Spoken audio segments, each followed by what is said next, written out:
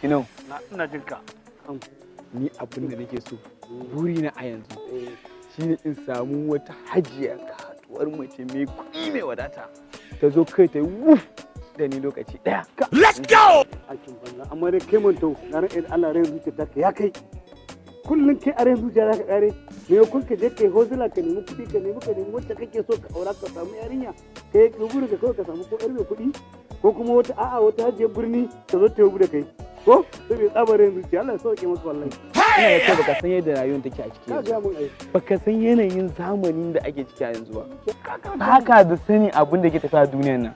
Kai ka karanta mun ai. Zamanin da ake ciki yanzu kawai kana zaman ka rana ɗaya Hausa sukan ce dare ɗaya Allah kan yi bature. Kawai ka tsinci kanka kai ka kalli kanka kai babban gida babban yanayi ka samu kuɗi mai kyau ga mota ga komai. To wannan shine burina. To amma kai dai baka da basira. Wallahi wannan abin da kake gani kana yi rahin zuciya ne kawai jama'a kuma wallahi duk mutumin da ya mutu kwaɗayi man tau to ba ni ta sauki ya taya wulaƙanci. Tunda ina gaya maka na iko to shikenan baka da wannan zaka samu rabon wahala wata rana wallahi. Ina gaya maka na ji kana ganin uwa wasa ne. Ai ni ga wata ma.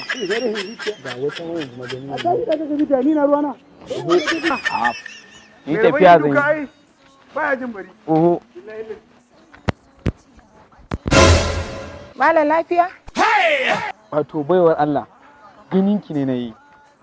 Na gan da alamun kin sha wanka kina da kuɗi, kina da mota, kina da arziki wadata sosai akwai.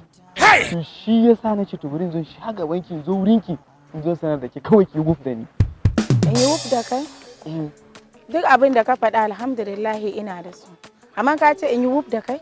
Kwarai in kin yi wuf da ni na sai kin gama min komai a rayuwa. Shikenan jira. Wasu hannu?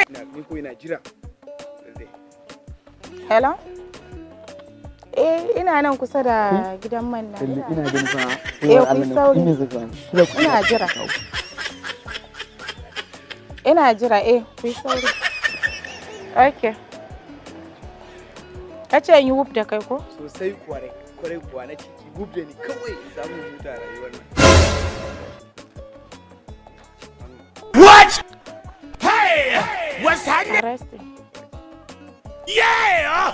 Madam wani statement zamu rubuta akan wannan dan garkuwa da mutane. Let's go!